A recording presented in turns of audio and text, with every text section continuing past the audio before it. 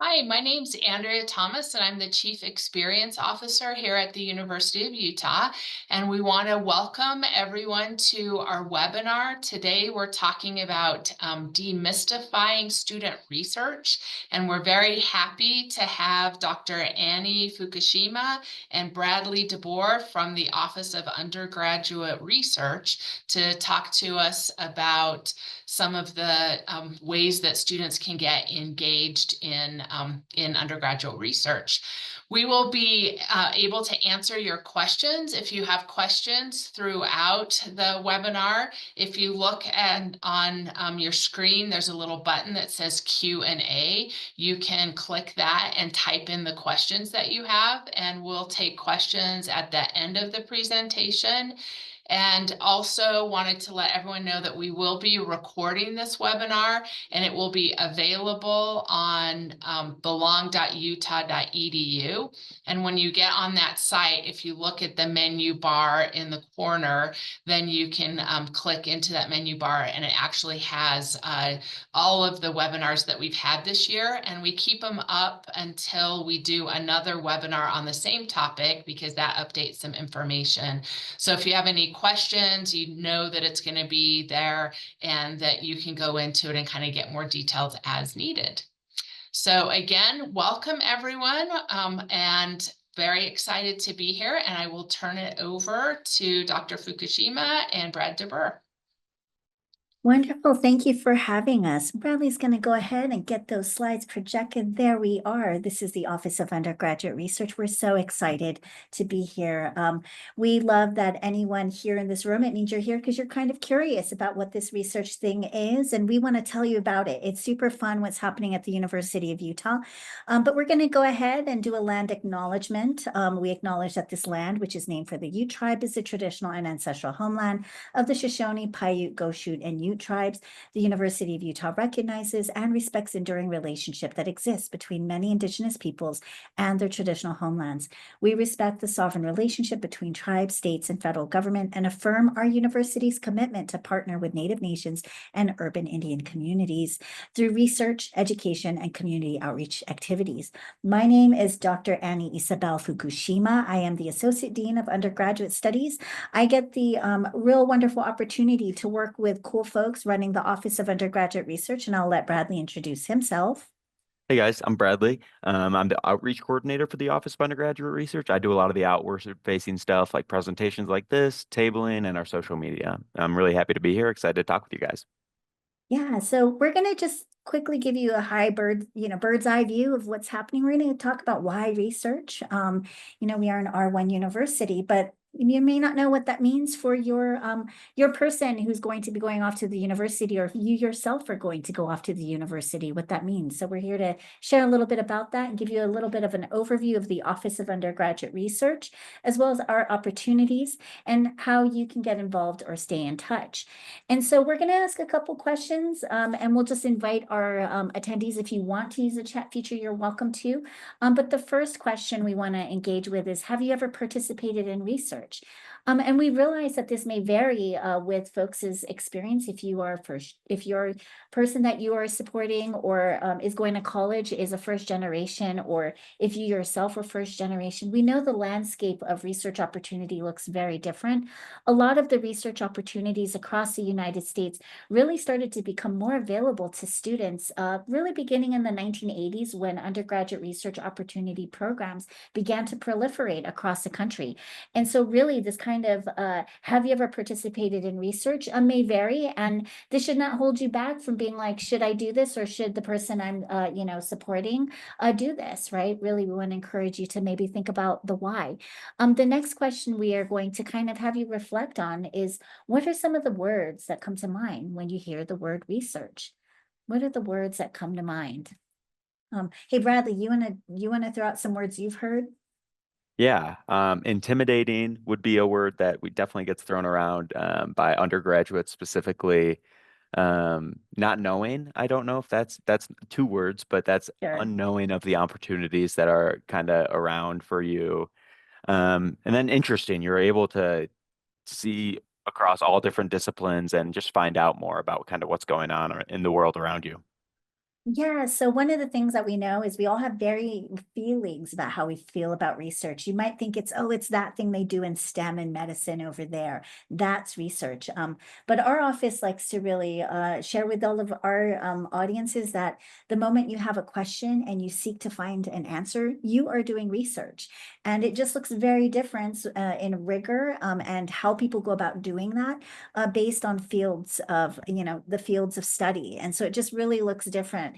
And so we might have folks who might be doing research for a play, writing the script for a play, as well as students that we support who are working on a novel or interviewing people or working with health sciences on some of our, questions around cancer research to robotics, engineering body parts. So really cool stuff happening with it. But there are words that we feel, and so we know we feel things about research. And so we want to acknowledge that sometimes it is scary, sometimes it's intimidating because it is intimidating going into the unknown. And what makes it exciting and the kind of curves of learning is that you'll find that you start to know more things by just exploring it. Um, and so we're going to go ahead and now talk about why research. And so we're going to go ahead and move forward to that and invite us all to think about why we encourage your family member or you yourself to do research. Well, one of the things that we know about research, folks, is that it is a public good. Research institutions are and universities are anchors for our communities, industries, and regions. And so we have relationships to industry, to many of you, if you have gone into university settings, have experienced higher education yourselves and become ambassadors of your universities because of the experiences you've had. We know that a lot of folks' community does, join our campus with those games, lots of, life around football season and all of that fun stuff. But we know that research in itself is a public good and that we're seeing that our students who participate in research working with well-regarded, nationally recognized, award-winning faculty and research teams are really solving some really important problems that our society needs to solve. And so one of the things we want to share with you is that undergraduate research matters for a couple of reasons. It promotes skill building. Literally, our students come out with very fundamental skills that they've learned from joining those research teams or working on a project of one. It does promote retention towards graduation. And so what that means is that we know the data shows this, that students who participate in research are more likely to graduate. And we can talk a little bit about why, and that by participating in research, it impacts their career and post-graduation decisions, which means that they're learning more about themselves and whether they like something or maybe even don't like something. That can be a learning moment as well. And so we know that undergraduate research matters and that our office is committed to students and supporting students. 21% of our students that we support are Pell eligible, which means that they are low income. 38% are first generation, and we have real strong support for our transfer students. 25% of our students that participate in research are transfer from Salt Lake Community College. And we think that's all really important to know that regardless of where you're coming from, we want to support you with your undergraduate research experience. And that we know that research has societal impact. And so some of the things, just some fun numbers, because what would we be if we didn't share some numbers because we're a research office, is that we know that 94% of our students who participate in research at our office, we are an office that likes to pay students to do research. 94% graduate in 6 years. That's phenomenal, folks. That's really amazing. As well as 66% graduate in 4 years. So if you, that real, question around getting towards graduation, our data shows that students who participate in research are more likely to graduate in 4 to 6 years. We also know that within a year, 78% of our students after they graduate find a job. Hey, folks, that's really important for workforce and what happens next. So we just really want to encourage and say that our numbers show that what we are doing not only matters, but it has impact. And so we're going to talk a little bit about the Office of Undergraduate Undergraduate Research, a quick overview of who we are. We came into existence in 1987, and we've been around. We started off as a program called the Undergraduate Research Opportunity Program, which was modeled off of MIT. Look at that. We are following suit with some of those best universities. And so what our mission is to promote undergraduate, student, faculty, collaborative research and creative works in all disciplines throughout the University of Utah campus. So if you can imagine it, we are supporting it. Our students are being supported. But Bradley and I don't do this work alone. And so you will see that we are a team of many. And so we have a wonderful team that you might be interacting with, or your student might be interacting with, as well as we hire students to work with the office as ambassadors that we call undergraduate research leaders. And so some of the the structure of the office is that our commitments are to faculty and student collaborations, education and outreach. Bradley's going to talk about our education series, as well as grants and awards. We are the office that likes to give money to students to do research. We think that you should be paid for your opportunities. And so we do have funds and through our opportunities. Bradley's also going to highlight some of that, as well as research advising. This is not regular academic advising. This is to support students with their experiences with research, as well as recognition. We know that it is important to recognize. And so we support undergraduate research across the disciplines. And some of the projects you might see includes working with faculty in medicine. And this example here is seeing what the nose tells the brain, exploring sensory coding using imaging in the mouse olfactory system. Our students like to use jargon. They have very smart words for their projects, as well as another project with fine arts and media studies, which is empowering comic arts with the Dolly AI imaging generating program. And then Jake George, this one, he actually was an undergrad who became professor. How cool is that? Went away, came back, joined our faculty, and then now himself is mentoring undergraduates where he does neurorobotics. He leads the Utah Neurobotics Lab. So lots of cool research happening with our undergraduates. But you're probably wondering, how do we get them funded? How do we support them? What does that look like? So Bradley's going to really now kick it off and talk about our opportunities in more detail, which you're going to find there are so many that we just encourage you to sit back, enjoy it, listen, and then you can always reach out to the office if you forget something. Go ahead, Bradley, take it away. Yeah, so this is what our main page looks like when you visit our website. This is kind of what you see. These four tabs are the really main parts to getting started.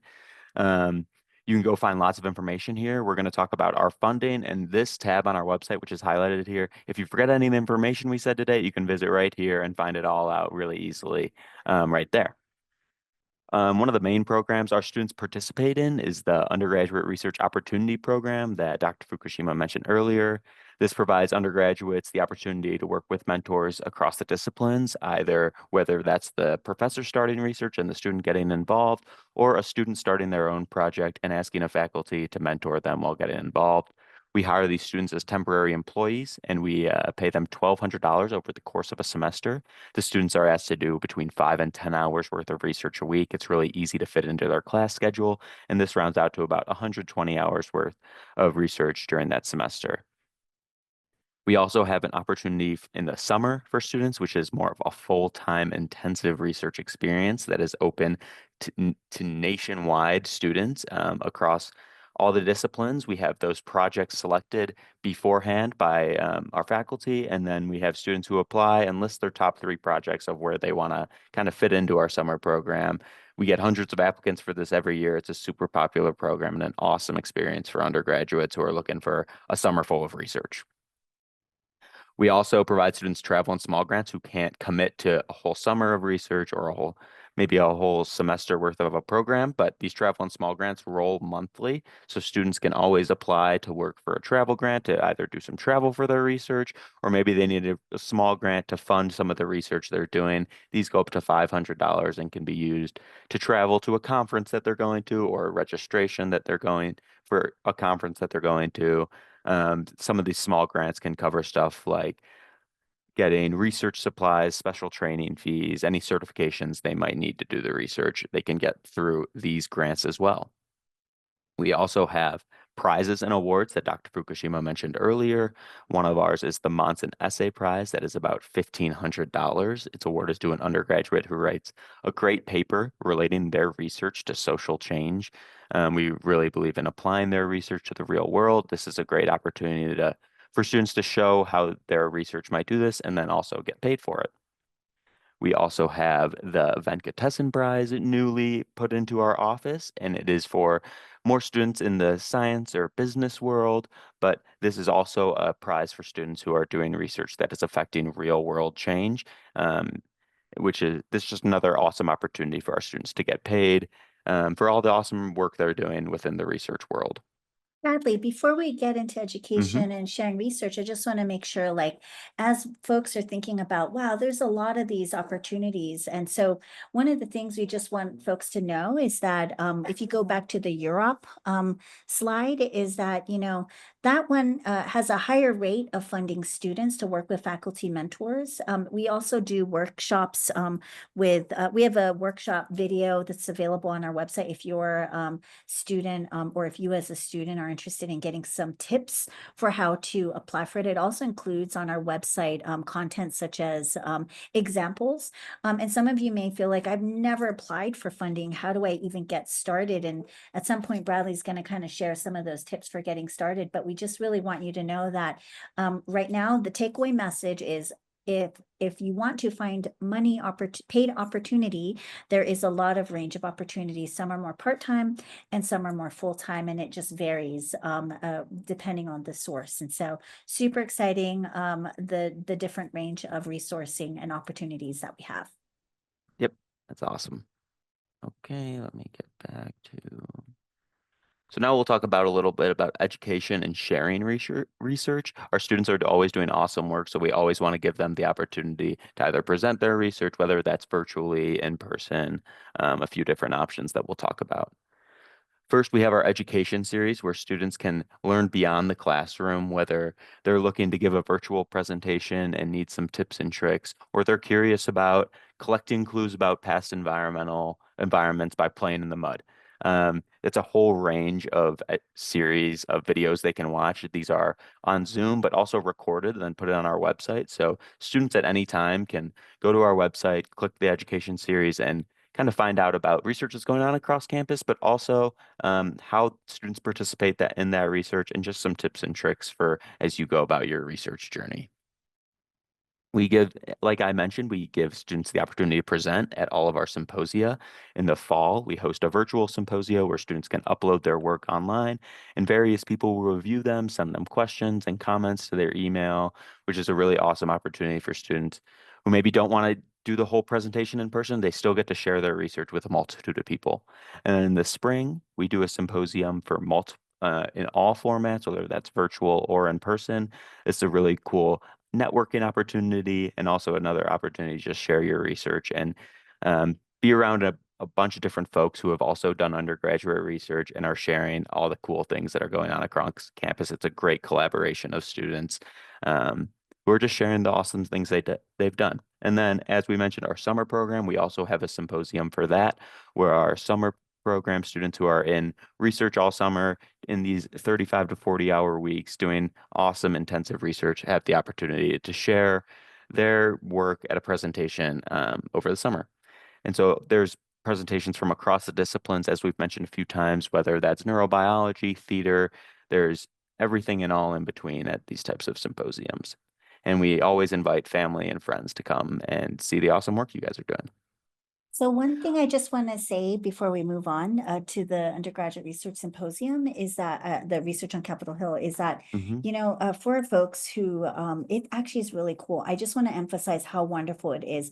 You literally see all generations of people, like there's these huge boards with posters printed on them, right? And you're walking through the space and you see family, friends, mentors, classmates all hanging around, learning about people walking the space.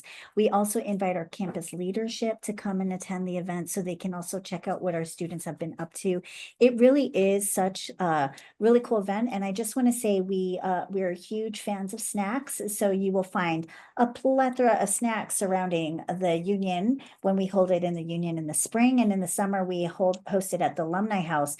We also provide breakfast for that. So really wonderful event. Students are excited. They want to talk about the research. They want to tell their families what they've been doing, for this whole time that their parents have no idea. And you get to see them next to all these other cool projects too. Yeah, awesome event. We also have research on Capitol Hill, which is similar to symposia. This is a little bit more competitive, or how you can share your research, not symposium. Sorry about that. This is a competitive selection to present your research to the legislator. There will be various people from the legislature there, and this is in partnership with Utah State University. Before this event, we provide students with any tips and tricks they might need for presenting at this symposia, and Dr. Fukushima can tell a little bit more about what this event is all about. Yeah, the research on Capitol Hill is really, I mean, we have our students literally reach out to their representatives. They get mentored by our staff as well as we work with government and relations. And so they're really getting the support that they need to share their research with their local representative. And those folks are invited. They come down to the rotunda. You have the students presenting in the rotunda. It's, very regal feeling, but we also will get remarks from leadership, from government leaders, as well as we invite our presidents to give remarks from our two universities. It is a partnership between Utah State University and University of Utah that has been going on for 25 years. And this February 20th, it is our 25th anniversary. So you will see us donning some silver pins to really highlight the silver jubilee aspect of this event. And we'll have some U donuts there. So got to come early if you want those donuts. Otherwise, our students will eat them. Yeah, so it's a fun event. Bradley.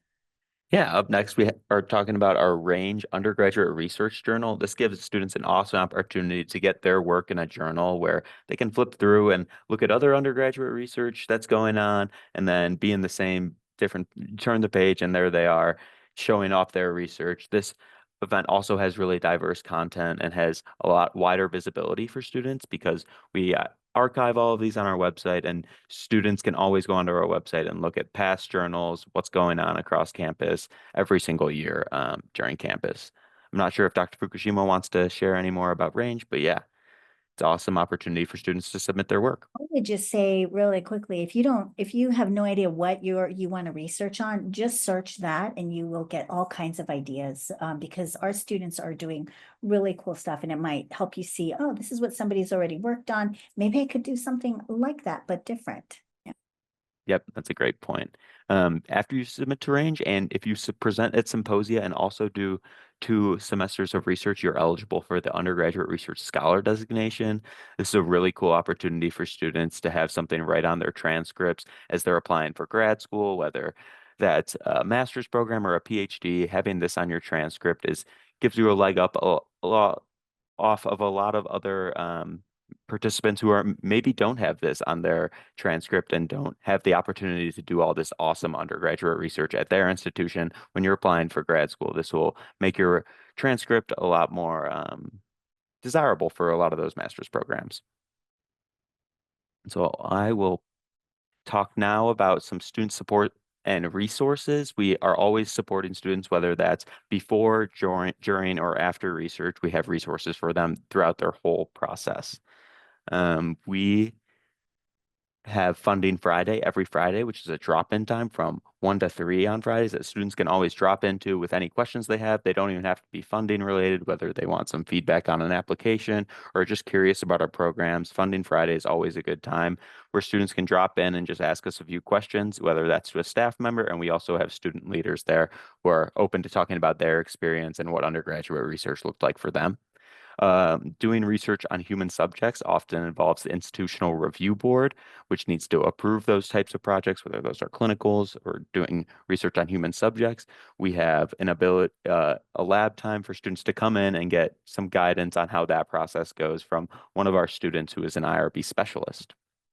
And then we also do research advising appointments, which is a really good opportunity for students to have a one-on-one with a staff or student and just learn about all the steps that are involved with getting into the research process. It's a great one-on-one time where students can sit down with one of us and just get a nice, easy guide into the research experience. And there's no question that's like too small or too big. The team really is there to support. And really, I think that one of the things, talk about demystifying research, right? I think that this is really a wonderful way for students to just have any question they want answered. And we welcome, even we've had high school students make appointments with us because we know that they're interested in coming to the University of Utah and they want to know how do they get a head start, right, on things, which, I mean, that's really early. We're like, you should just enjoy high school and then come hang out with us once you're here. But we've got some of those students who are really excited to come to the U and they just want to know a ton. And so really, there is it. Our team will meet with folks who have questions and they're super excited to connect with anyone. Yeah.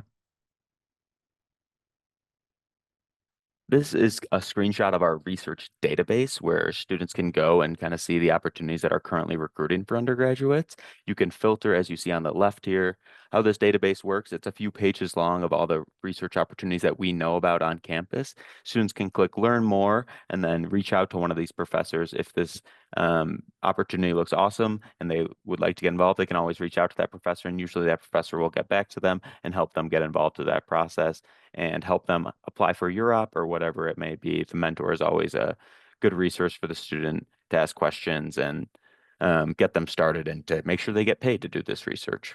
And can I just say about this database, there's like hundreds of opportunities, like hundreds. And so we regularly, our faculty are promoting opportunities, and sometimes they have their own grants that support this, or they're using their own research funds. And so really know that this is also a good way. Like if you don't know what you want to work on, just search some of your keywords that you would like in this database that you're interested in, and just so if you're interested in doing research on the heart, you can go ahead and search that in there. But one thing we want to say, it's not super complex and smart. So like, art, ART, might appear in all kinds of words from heart to actual art therapy. So just keep that in mind when you do the keyword searches. It may allow for a lot of stuff to show up and all of that. So, but it is a good way to start as well, because those faculty are literally looking for researchers now. And we've had students who from other universities applied for those opportunities with those faculty. So it's super cool.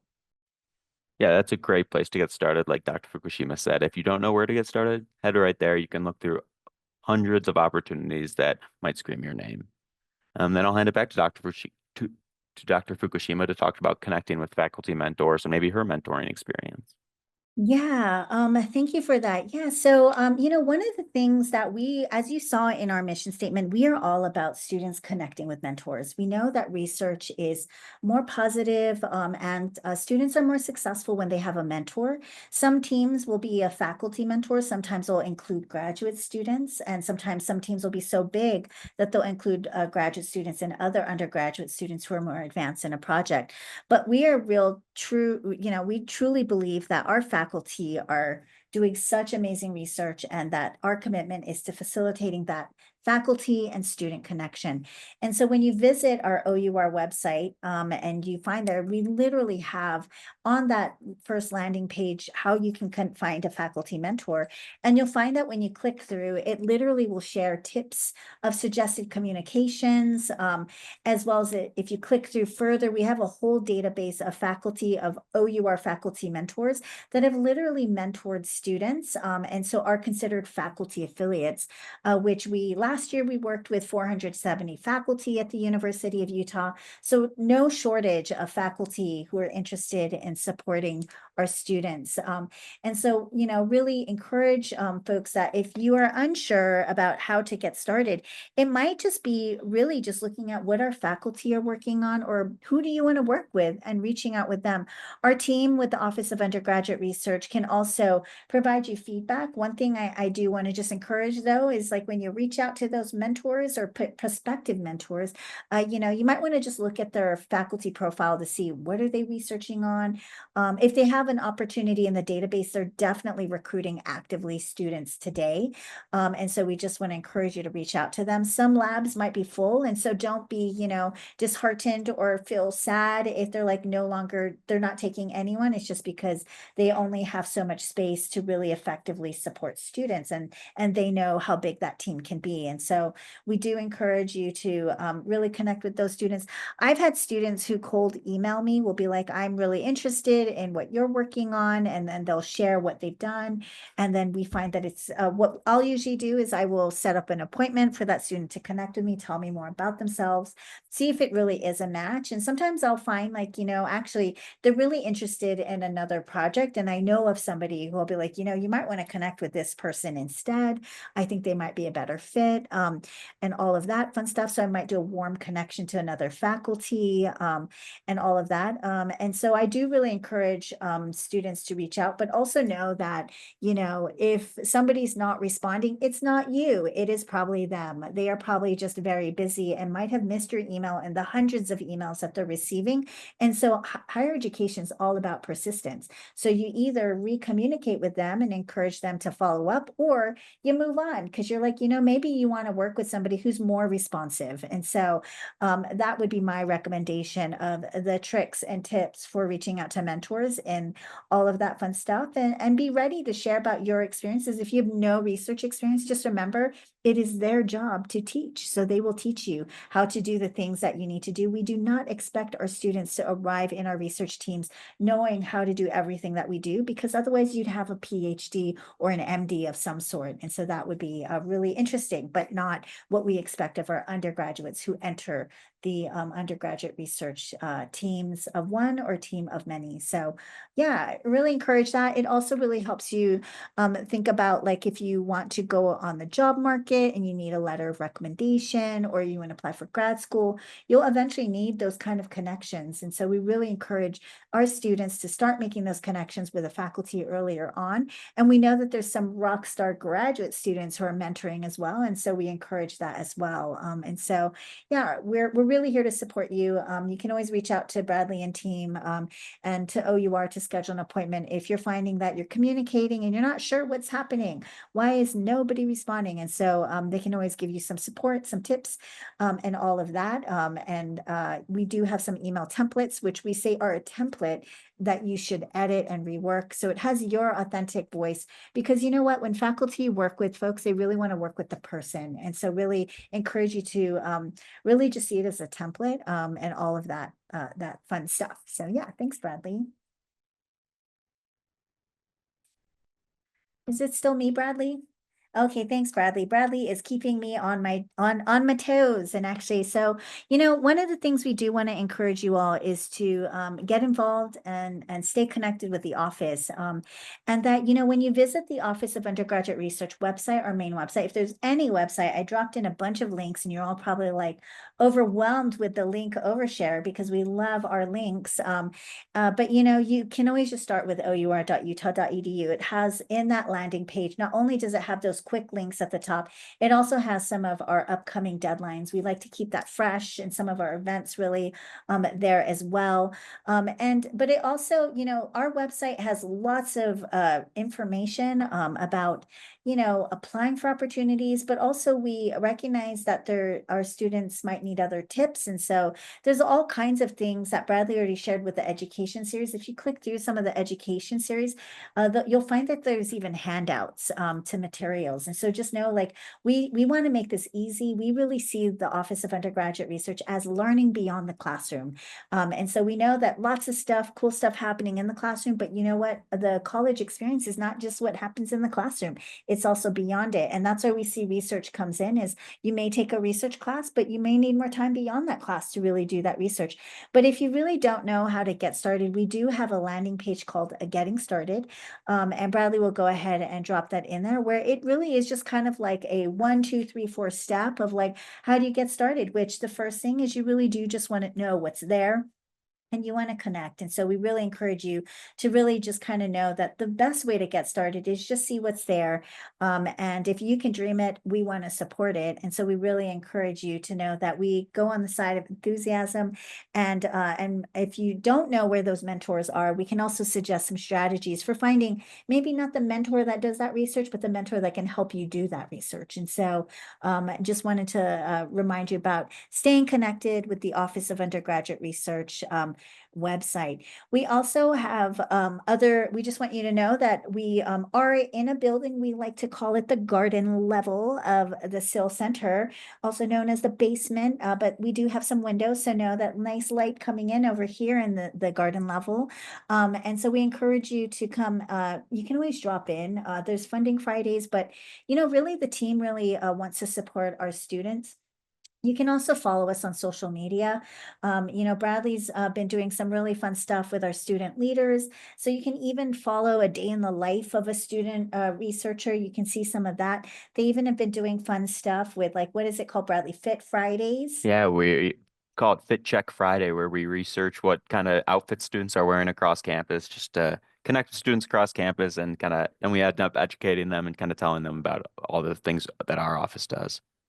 Yeah, so we're really trying to connect with students. We're also posting opportunities on LinkedIn. And so, lots of ways you can follow us on social media. You can join our listserv, and we encourage you to check that out. We have different listservs for our general student population as well as for our faculty. And so we really are regularly communicating to our research community and the research interested community about opportunities and all of that. Since, as you've already heard, we have so much that we are doing and supporting, and we really want to continue to do that. But we also want our community to know about it.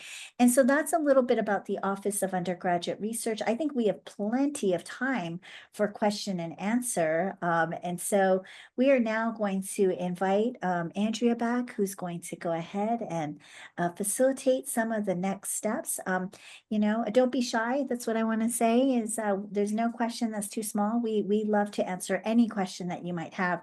And if we miss something we're happy to go back to a slide. So yeah. Great, thank you so much. So if you have a question for Dr. Fukushima or Bradley, you can go down and hit the QA button and type in your question, and then we can answer those. While you're thinking through that, I also want to remind you that a recording of this webinar will be available on belong.utah.edu. And if you go up and look at the menu, then it has all of the webinars that we've done throughout the year there. So I'm waiting to see if anybody has any questions. In the recording, you will be able to kind of go through it and see all of the slides because those were captured in the recording. And then all of the web addresses are there. Also, Dr. Fukushima put the web connections, and Bradley did as well, in the chat. So if you want to click into anything, it's available right there in the chat. Yeah. So we welcome questions, any questions. Maybe even tell us, what are you interested in researching? Or, does somebody do X? And we'll be like, absolutely, they do that. Or don't know, we'll get on it. We'll go find it out. Any Great. questions? So we do have a question. Is there a year when students typically start doing research? Are there opportunities sophomore year? Oh, that's a great question. We are firm believers that it is never too early to start doing research. We believe that research happens at all stages of academics. We do know that it is more common for students and families to believe that it is something that third and fourth year students do, or what are called traditionally junior seniors, or people later in their academics. But the truth is that some of our research teams love when students even come to them in the first year, because they find that actually then they got them for 4 years. They're like, this person, if it works out well, they can have them part of their research team for more years, and all of that. And some students may bounce around from different research opportunities, really building different skills, connecting with different mentors across campus, which, we think that is awesome too. And so, with our summer opportunity that Bradley shared with you earlier, that one tends to be incredibly competitive. And so we do see that more second year, third years, and fourth years are being selected, less so much first year students. With the Europe opportunity, the undergraduate research opportunity program, for that one, I would say that it is across the generations of when they are in their academics. And we do fund you're not selected because of of where you are in your academics. You're selected because, so let me just give you an overview of how this works is students will apply for, say, okay, we're going to just, Jake's engineering robotic stuff, right? They'll apply for an opportunity like that. But it is not Jake who decides to fund that student. What happens is they go through a review process of peers. So experts in the field will review the application and submit scores, and based on that, we then award. And so usually for this opportunity, our office is committed to awarding approximately 500 plus students a year. And so lots of students getting awarded with this. And so, it is, I would say that for this one, if a student doesn't get it the first time, if they start earlier, we think that's great because you just keep trying until you get funded. You can also do research for course credit, and so that could look like doing independent study or in other internships that a research opportunity might have, which a student can reach out to the faculty to see what are the opportunities of support that look like with that faculty. It kind of varies because it depends on the kind of research project, but going back to the original question, is when do students traditionally get started? Well, we're noticing that most are commonly believe that it happens later on in their academics, third, fourth year, but we're firm believers that it should happen as soon as a student is interested, and that we think that can never be too soon. Yeah, great Great. question. I actually have another question. I know there are some colleges that have research opportunities. I know the College of Science has a Yeah, first year they science do. research initiative. Honors Mhm. College has some research or some thesis opportunities. Is that something that your office can also refer to Mhm. opportunities across campus that don't necessarily reside in the Office of Undergraduate Research? Yeah, so we have program partners, and so SRI is one of our partners, and obviously the Honors College is a campus-wide partner as well. So through our partnerships, we do refer students on to other opportunities if they're interested in connecting with that. And so absolutely, there are so many teams and opportunities that are happening that if a student is interested, they can always meet with a member of the team and ask. Some of our leaders are also honors students themselves, so they can always ask questions about that. But one thing I want to demystify is that I think a lot of people believe that research is for the honors student. Like those are the kinds of students that do research. When in fact, it's actually not true. 75% of our students who are participating in our research are actually not in honors. And so I would say that, what we know is that if you want to do research, it's all about connection and it's all about the opportunity. And you shouldn't let GPA or other kind of competitive opportunities hold you back. But there's lots of pipeline of opportunities on campus to support you with your curiosities. Yeah. Excellent. Well, that's all the questions we have. So I want to thank everybody for attending and for Dr. Fukushima and Bradley DeBoer for the time they took to put this presentation together. We really appreciate it. And I also want to point you to belong.utah.edu. If there's other topics of webinars you're interested in, all the recordings are there. And I want to thank Trisha Suigama from my team for putting everything together. So thanks so much. We really appreciate it and have a wonderful rest of your day. Bye.